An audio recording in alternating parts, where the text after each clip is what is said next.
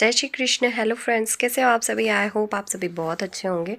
Friends, आज के इस वीडियो में मैं बात करने वाली हूँ मनी प्लांट के बारे में। इसे आप हमेशा हरा भरा घना कैसे बना के रख सकते हैं। लोग अक्सर ये मुझसे सवाल करते हैं कि कोई भी पौधा कैसे हरा भरा और घना रह सकता है। तो आज इस टॉपिक पर भी बात करेंगे और मनी प्लांट के ऊपर भी बात करेंगे। अगर आपने कोई मनी प्लांट का पौधा ग्रो किया है तो बेशक उसको आपने इंडोर या सेमी शेड एरिया में ग्रो किया होगा, क्योंकि मनी प्लांट फुल सनलाइट में ग्रो होने वाला पौधा तो है नहीं। अगर आपने फुल सनलाइट में ग्रो किया है तो वो 100% सर्दियों के बाद यानी कि आफ्टर विंटर ज़रूर ख़राब हो जाएगा। ये आप 100% लिख करके ले लीजिए। अगर वो सर्दी और बारिश में फिर भी टिका हुआ है तो विंटर जाते जाते वो ज़रूर ख़राब होगा। आप चाहें तो ये एक्सपेरिमेंट कर सकते हैं कि एक मनी प्लांट के पौधे को आप हमेशा बाहर रखिए, पूरी सर्दी भर बाहर रखिए। उसके बाद फरवरी के महीने में चेक कीजिएगा उस पौधे के क्या हाल हो गए हैं।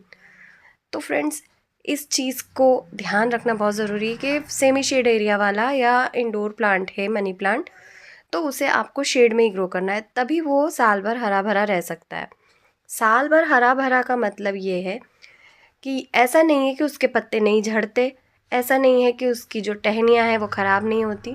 बात है पौधे को मेंटेन करके रखना, प्लस उसमें समय समय पर आपको क्या काम करना है। वो मेंटेन करके रखना और काम करना एक ही है, लेकिन समय समय पर खाद देना, समय समय पर उस पर कितनी सनलाइट आनी चाहिए, समय समय पर आपको उसकी कब प्रूनिंग करनी चाहिए, समय समय पर उसको क्या क्या प्रोवाइड कराना है आपको, ये मैटर करता है। अब आने वाली है गर्मियाँ, विंटर जा चुका है।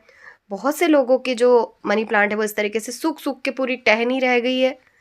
या तो नीचे की तरफ से ग्रो हो रहा है या ऊपर की तरफ से ग्रो हो रहा है, यानी कि जो टहनी होती है उसका टॉप ग्रो होता है जैसे आप देख रहे हैं, और या तो नीचे की तरफ से घना होता है। इस समय आपको क्या करना है, इस समय आपको ये करना है कि जो लंबी टहनी है उसको तो आपको कट करके फरवरी में प्रोपगेट कर लेना है, और नीचे से जो न्यू ब्रांचेस निकल रही हैं उनको आपको उस पौधे में एज इट इज़ रहने देना है।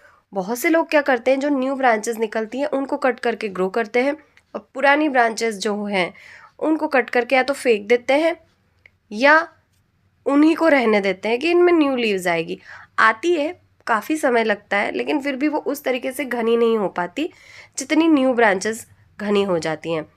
तो फ्रेंड्स, अभी फरवरी में आपको क्या करना है कि आपका पौधा, देखिए मेरा जो मनी प्लांट है कितना हरा भरा और घना है। सर्दियां निकल जाने के बाद भी एक भी टहनी इसकी या पत्ता सूखा नहीं है, खराब नहीं हुआ है। पत्ते बीच बीच में सूखे हैं, गिर जाते हैं, लेकिन फिर भी हरा भरा बना हुआ है। तो कैसे, मैं बताती हूँ आपको। तो फ्रेंड्स, जैसे ही टहनी सूख जाती थी या वो लेगी ब्रांच हो जाती थी जिसमें पत्ते नहीं होते हैं, या अब अगर आपके प्लांट में ऐसा हो रहा है तो उसे कट करके प्रोपगेट कर लीजिए, या सेम पॉट रख दीजिए वहाँ पे जस्ट पास में, और उस पॉट में उस ब्रांच को टच कर दीजिए। ऑटोमेटिक जब वो ग्रो हो जाएगी उसकी रूट उसमें, तब उसकी ब्रांच को कट कर लीजिएगा, वरना आप कट करके ग्रो कर लीजिए। न्यू ब्रांच जो आ रही है उसे आपको कट करके प्रोपगेट नहीं करना है, उसे आपको वहीं पर एज इट इज़ बढ़ने देना है, क्योंकि वो ब्रांच ऑलरेडी एक मेन ब्रांच में से निकली होती है जिससे वो अपने घनत्व को बढ़ाती है।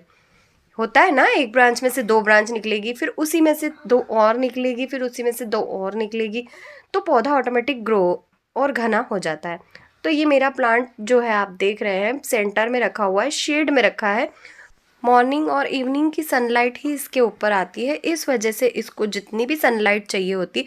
मनी प्लांट को ज़्यादा सनलाइट की आवश्यकता नहीं होती, लेकिन अगर उसको बहुत हल्की हल्की धूप मिलती रहे या छनी हुई धूप मिलती रहे तो ये काफ़ी हेल्दी ग्रो करता है। तो आप मनी प्लांट को जब भी प्लेस करें, ऐसी जगह प्लेस करें जहाँ उसको 1-1.5 घंटे की अर्ली मॉर्निंग या अर्ली या फिर इवनिंग की यानी कि 5 से 6 के बीच का जो सनलाइट होता है वो मिल जाए। सुबह 6, 7, 8 के पहले का सनलाइट मिल जाए, बहुत है इसके लिए। हर तरीके के मनी प्लांट, इंडोर प्लांट के लिए ये सनलाइट काफ़ी होती है। दूसरी बात ये कि फर्टिलाइज़र कौन सा यूज़ कर रहे हैं। अत्यधिक नाइट्रोजन रिच यानी कि कंपोस्ट अगर आप दे रहे हैं तो सिर्फ कंपोस्ट ही दीजिए, ढेर सारे फर्टिलाइज़र मिक्स करके देने की ज़रूरत नहीं है। डीएपी दे रहे हैं तो सिर्फ डीएपी दीजिए और उसके साथ कुछ भी ऐड करने की ज़रूरत नहीं है। माइक्रो न्यूट्रेंट दे रहे हैं तो सिर्फ माइक्रो न्यूट्रेंट दीजिए और कुछ भी ऐड करने की ज़रूरत नहीं है। ह्यूमिक एसिड और सीविड अगर आप दे रहे हैं तो ये दोनों एक साथ दे सकते हैं, उसके लिए ये काफ़ी है। मेरी नज़र में जो मैं अपने पौधों को खाद देती हूँ, इंडोर प्लांट को सीज़न चेंज होने पर ही देती हूँ। जैसे फरवरी आया है, मौसम बदलेगा, गर्मी आएगी, तो मैं खाद अभी अभी डाल दूँगी। एक बार मैं ह्यूमिक एसिड दे दूँगी और 10 से 15 दिन बाद उसमें मैं डीएपी डाल दूँगी। उसके बाद ना मैं कंपोस्ट दूँगी, किसी भी तरीके के कंपोस्ट का इस्तेमाल मैं मनी प्लांट में नहीं करूँगी। क्यों? क्योंकि अब गर्मियाँ आएगी और कंपोस्ट पौधों के लिए बहुत ज़्यादा गर्म होती है। हमें ठंडी खाद देनी है जो कि ह्यूमिक एसिड और सीविड में मिलता है। डीएपी इसलिए क्योंकि स्लो रिलीज फर्टिलाइज़र है, जड़ों को मजबूत करेगा, तो अत्यधिक गर्मी बढ़ने पर भी पौधे की जड़ें खराब नहीं होगी, वो हेल्दी रहेंगी। तो ये 2 खाद आपको भी रखने के लिए मैं सजेस्ट करूँगी, ज़रूर रखिएगा। तो इसी तरीके से आप अपने मनी प्लांट को हरा-भरा रख सकते हैं। आई होप आज का ये वीडियो आपको पसंद आया होगा। वीडियो पसंद आया, वीडियो को लाइक कीजिए, शेयर कीजिए, चैनल पर नहीं हो तो सब्सक्राइब ज़रूर कीजिए, बेल आइकन ऑल पे प्रेस करना मत भूलिएगा। आप मुझे इंस्टाग्राम पर फॉलो कर सकते हैं, पशुपतिनाथ प्लांट नर्सरी। मिलते हैं नेक्स्ट वीडियो में फिर किसी नई जानकारी के साथ। तब तक के लिए बाय, टेक केयर, जय श्री कृष्ण।